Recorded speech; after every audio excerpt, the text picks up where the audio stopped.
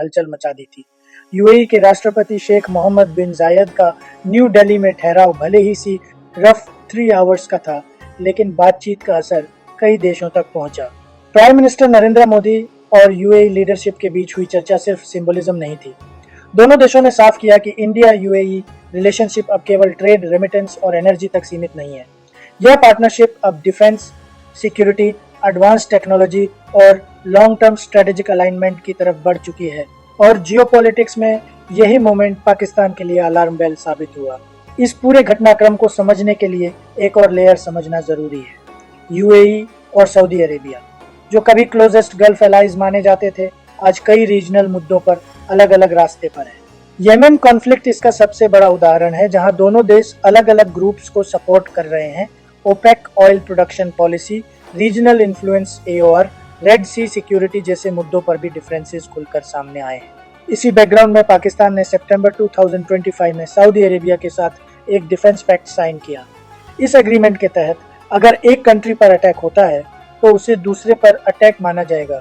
कुछ international reports ने इसे इस्लामिक नेटो जैसी सोच से भी जोड़ा, जिसमें टर्की की पॉसिबल रोल की चर्चाएं हुई। लेकिन पाकिस्तान शायद ये भूल गया कि यूएई इस अलाइनमेंट का हिस्सा नहीं है और न ही वह सऊदी लेड मिलिट्री ब्लॉक में खुद को बाइंड करना चाहता है। यूएई ने इसके उलट बिल्कुल अलग रास्ता चुना। यूएई ने इंडिया के साथ अपनी स्ट्रेटेजिक डिफेंस पार्टनरशिप को और गहरा किया। रिसेंट इंडिया विजिट के दौरान दोनों देशों ने defence manufacturing, maritime security, intelligence sharing और जॉइंट मिलिट्री एक्सरसाइजेस पर कोऑपरेशन बढ़ाने पर सहमति जताई। यूएई प्रेसिडेंट और प्राइम मिनिस्टर मोदी ने साफ कहा कि यह रिश्ता अब ट्रांजैक्शनल नहीं बल्कि स्ट्रेटेजिक है। यही वजह है कि पाकिस्तान के साथ जुड़ी हाई रिस्क इंफ्रास्ट्रक्चर प्रोजेक्ट से यूएई धीरे धीरे दूरी बनाता दिख रहा है। इस्लामाबाद एयरपोर्ट प्रोजेक्ट से पीछे हटना इसी ब्रॉडर पैटर्न का हिस्सा माना जा रहा है। कभी यूएई पाकिस्तान के सबसे बड़े इकोनॉमिक पार्टनर्स में से एक हुआ करता था। Millions of Pakistani workers UAE में काम करते थे। रेमिटेंसेस पाकिस्तान की इकोनॉमी की बैकबोन मानी जाती थी। डिफेंस, एनर्जी और इन्वेस्टमेंट सेक्टर्स में भी कोऑपरेशन था। लेकिन समय के साथ पाकिस्तान की इंटरनल प्रॉब्लम्स सामने आने लगी। Security risks, regulatory uncertainty, political interference और poor governance. International financial reports में बार बार पाकिस्तान की स्टेट ओन्ड एंटरप्राइजेस को लॉस मेकिंग बताया गया। पाकिस्तान इंटरनेशनल एयरलाइंस का फेल्ड प्राइवेटाइजेशन इसका बड़ा एग्जाम्पल है। यूएई दुनिया के सबसे एक्सपीरियंस्ड एयरपोर्ट ऑपरेटर्स में गिना जाता है। उसने अफगानिस्तान जैसे कॉन्फ्लिक्ट जोन में भी एयरपोर्ट ऑपरेशन संभाले हैं। इसके बावजूद इस्लामाबाद एयरपोर्ट से पीछे हटना साफ दिखाता है कि यूएई को पाकिस्तान की इंस्टीट्यूशनल स्टेबिलिटी पर भरोसा नहीं रहा। इसके उलट इंडिया यूएई रिलेशनशिप लगातार मजबूत होता गया है। हाल ही में यूएई लीडरशिप ने गुडविल गेस्चर के तौर पर 900 इंडियन प्रिजनर्स को रिलीज करने की मंजूरी दी, जिसे इंडिया के प्रति ट्रस्ट और फ्रेंडशिप का बड़ा सिग्नल माना गया।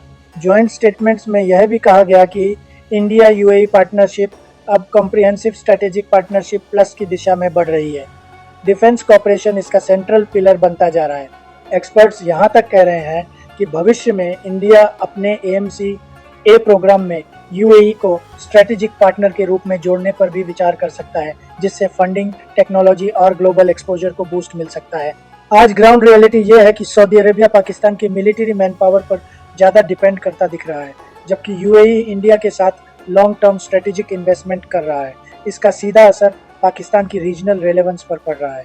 इस्लामाबाद एयरपोर्ट डील सिर्फ एक कमर्शियल प्रोजेक्ट नहीं थी, यह उस शिफ्टिंग ट्रस्ट का सिंबल है जहां इंडिया आगे बढ़ रहा है और पाकिस्तान धीरे धीरे पीछे छूटता नजर आ रहा है। दोस्तों, जियोपॉलिटिक्स में दोस्ती परमानेंट नहीं होती, भरोसा परमानेंट होता है। यूएई ने यही दिखाया है। अब सवाल आपसे है, क्या इंडिया को यूएई जैसे पार्टनर के साथ डिफेंस प्रोजेक्ट्स में और डीपर जाना चाहिए? और क्या AMCA जैसे क्रिटिकल प्रोग्राम में स्ट्रेटेजिक कोलैबोरेशन सही कदम होगा? अपनी राय कमेंट बॉक्स में जरूर लिखिएगा। अगर आपको डिफेंस और वर्ल्ड अफेयर्स की ऐसी डीप नॉइज फ्री एनालिसिस पसंद आती है तो चैनल को सब्सक्राइब कीजिए और बेल आइकन दबाइए। फिर मिलेंगे एक और बड़ी जियोपॉलिटिकल स्टोरी के साथ। जय हिंद, जय भारत। मैं Ravish Kumar signing off. Thank you.